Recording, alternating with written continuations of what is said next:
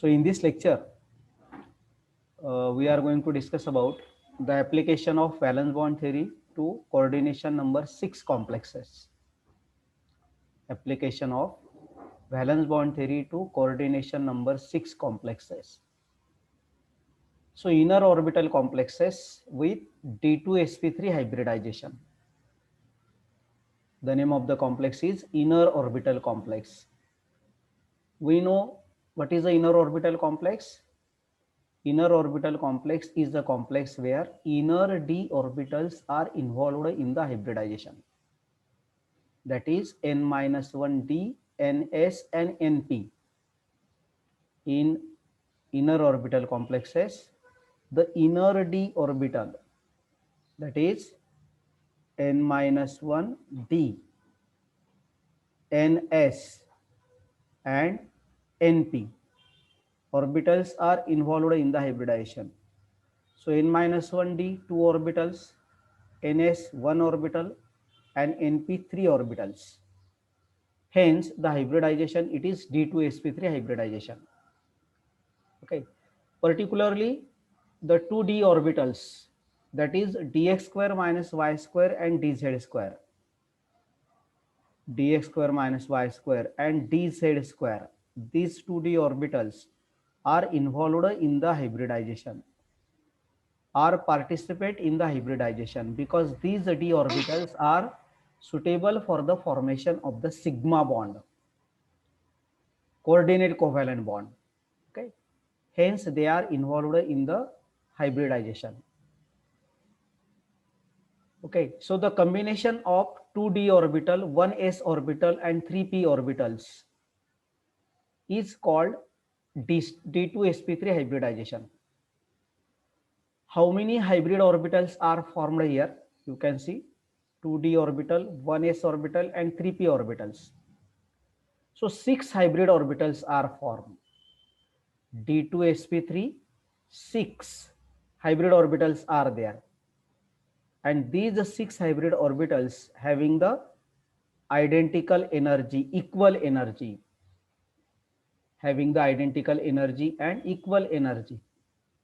And the resulting 6 orbitals are directed toward the 6 corners of the octahedron. Therefore, complexes which involve D2sp3 hybridization have octahedral structure. The complexes which are having D2sp3 hybridization have octahedral structure or octahedral geometry, and they are inner orbital complexes. Let us take the example of this complex. CrCO6. CrCO6. What is the name of this complex? It is hexacarbonyl chromium. Name of this complex, it is hexacarbonyl chromium. Okay, hexacarbonyl chromium. Oxidation state of the chromium, it is 0 here. So let us see the electronic configuration of the chromium. Argon 3d5 for s1. Electronic configuration of the chromium in the ground state. You can see these 5 electrons are 5d orbitals, 1, 2, 3, 4 and 5. 3d orbitals, there are 5d orbitals. Then 4s1, 4s orbital, it is having 1 electron and these 3 orbitals are vacant. But now as the coordination number is 6, because 6 carbonyl ligands are attached to the chromium, so we require 6 vacant orbitals here, and there are only 3 vacant orbitals. Okay, so chromium in excited state create vacant orbitals, because requirement of the vacant orbitals are equal to 6, as it is having only 3. When the 6 carbonyl ligands are approaches to the chromium atom, the energy is released. When 6 carbonyl ligands are approaches to the chromium, the energy is released here, and that energy is available to promote the 4s electron this to the 3d orbital, and the electrons in the 3d orbitals are forced to pair up. The pairing of the electrons will be takes place here. Why this pairing of the electron is takes place? Because when these CO groups, how many CO groups are there? 6 CO groups. Okay, 6 CO groups are approaches to the central metal chromium, the energy is released, and that energy will be sufficient for the promotion of this electron to 3d orbital, as well as pairing of the electron is takes place here. Now this rearrangement of electrons, what we call this? This is the rearrangement of electrons. So this rearrangement of electrons will make 2d orbitals available. You can see now these are the 2d orbitals available for hybridization. Okay. Hence chromium undergoes D2sp3 hybridization. You can see here. In CrCO6, the central chromium atom undergoes D2sp3 hybridization, 2d orbital, 1s orbital, and 3p orbital. Which are the 2d orbitals? Dx square minus y square orbital and dz square orbital. S orbital it is 4s orbital here, and 3p orbital 4px, 4py, and 4pz.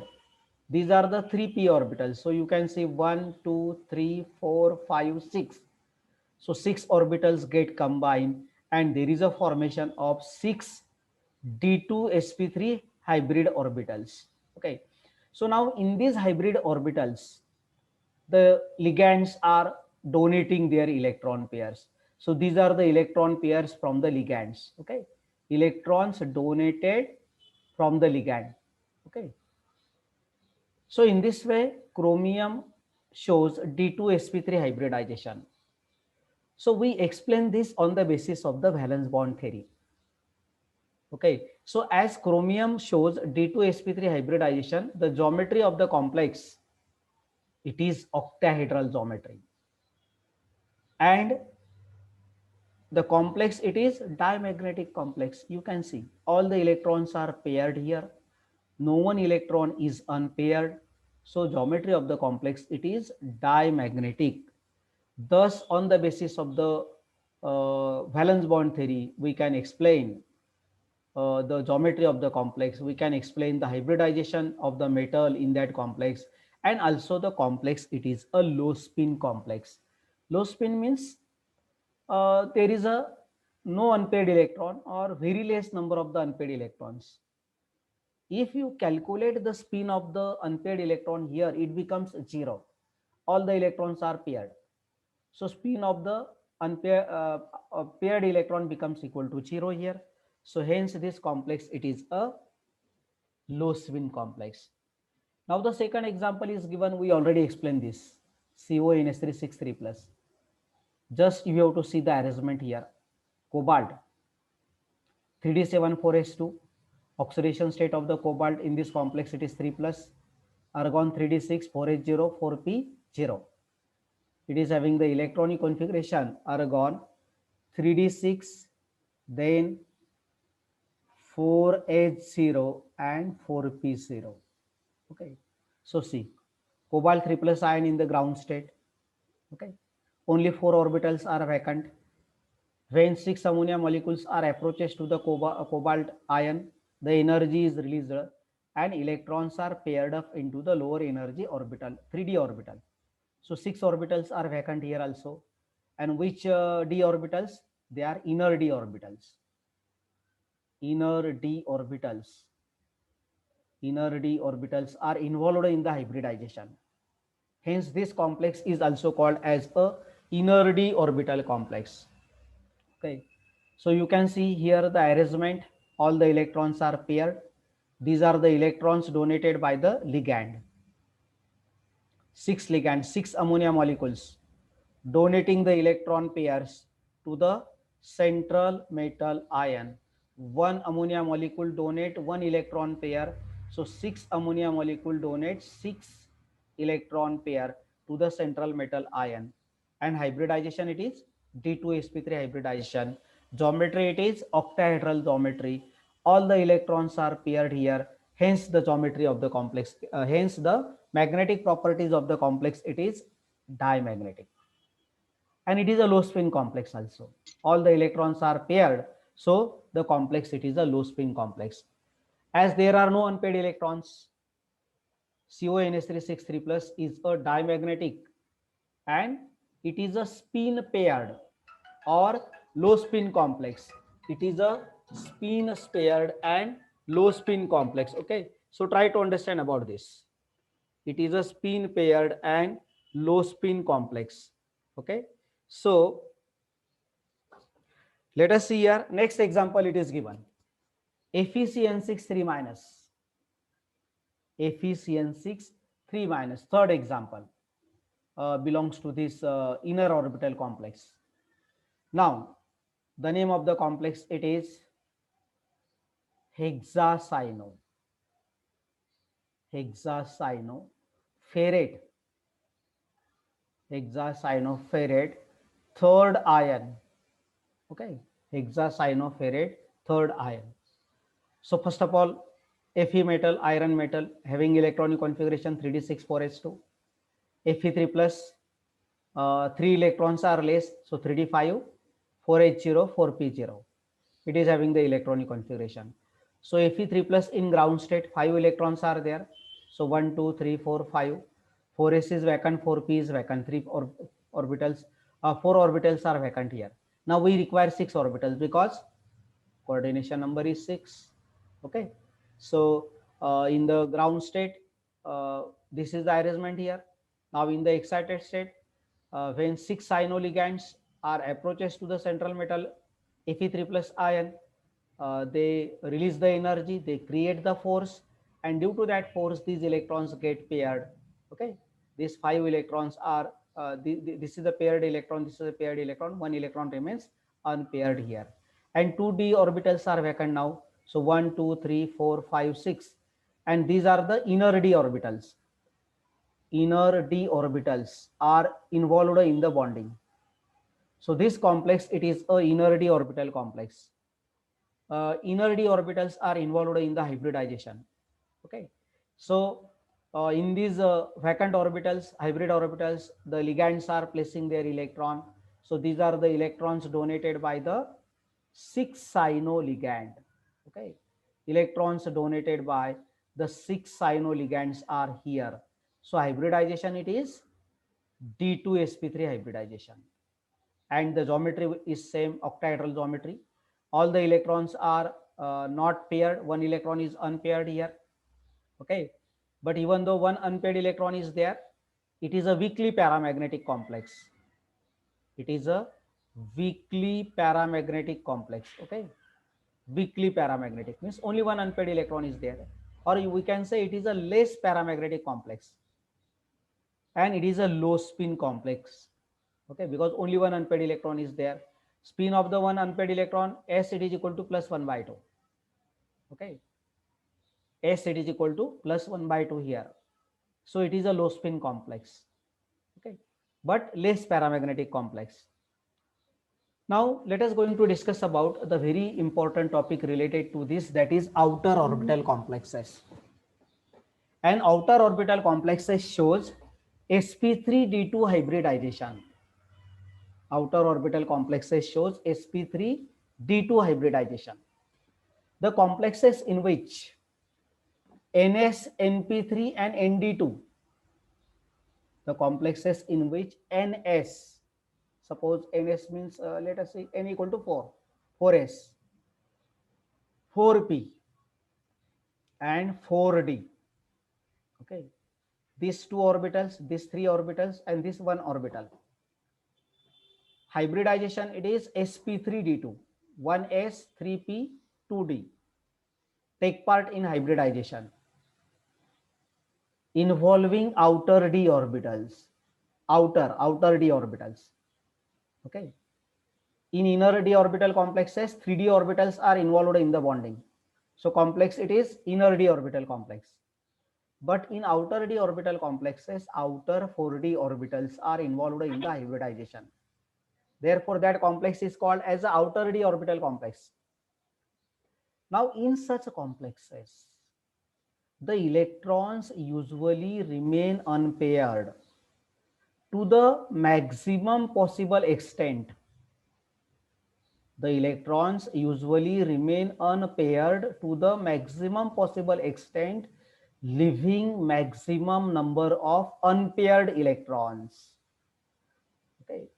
Therefore, these complexes are also called as spin free. Spin free means the electrons as like of this. Spin free. Okay. Such. And spin paired means the electrons as like of this. It is called as spin paired. So in case of outer orbital complexes, the electrons are unpaired electrons, leaving maximum number of unpaired electrons. And that complexes are also called as high spin complexes. Okay, high spin complexes, outer orbital complexes. So let us take the example of such complex, COF63 minus. Now the name of the complex is, let us write here the name of the complex. It is hexafluoro. Hexafluoro cobaltate. Hexafluoro cobaltate. Oxidation state is 3. Third ion. Okay. Oxidation state is 3 here. X minus 6 equal to minus 3. So X equal to plus 3. Now you can see cobalt 3 plus. Let us show the arrangement here. First of all, cobalt electronic configuration 3d7 4s2 and 4p0. Cobalt 3 plus. Oxidation state of the cobalt in the complex, it is 3 plus. 3 electrons are less. Electronic configuration argon 3d6, then 4s0 and 4p0. Okay. Now let us write the electronic configuration of the cobalt in ground state. This is, you can see, okay, 6 electrons. So this is unpaired, this is unpaired, this is unpaired. 4s orbital, 4p orbital, and outer, that is 4d orbital. Now in this complex ion, electrons are not paired. Otherwise, you will raise the question here. In CONS363 plus, the electrons are paired here. You can see in this complex CONS363 plus, the electrons are paired here. Okay, and these 2d orbitals are vacant. Why not here? In this complex, why not electrons are paired? Because when the 6 fluoroligands are approaches to the central metal cobalt ion, the very less energy is released, and that energy is not sufficient to pair up these electrons. Hence, these electrons remains unpaired. Okay, these electrons remains unpaired, or we can say that the fluoroligand, it is incapable to create the force where pairing of the electron takes place. So in this case, pairing of the electron does not take place. So the electrons are remains unpaired. Okay. So what is the option here? These 4 orbitals are already vacant. So we have to take the outer 4d orbitals after 4p. 4d is there. So these 2d orbitals now, 2d orbitals are involved in the hybridization. Okay. These 2d orbitals.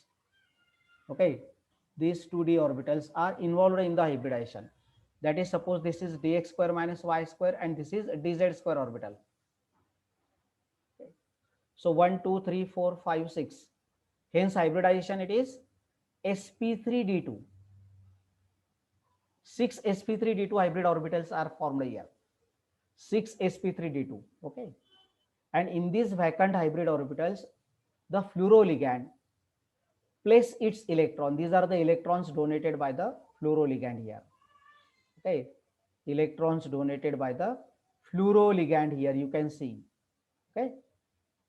Hybridization, it is sp3d2. Outer d orbitals are involved in the hybridization. Hence, this complex is called as a outer d orbital complex. This complex is called as a outer d orbital complex. So try to understand the difference between the inner d orbital complex.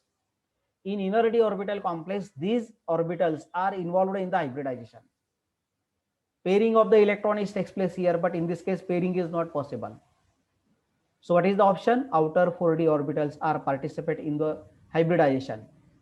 Okay, so 4d orbitals get involved in the hybridization. Hybridization, it is sp3 due to hybridization.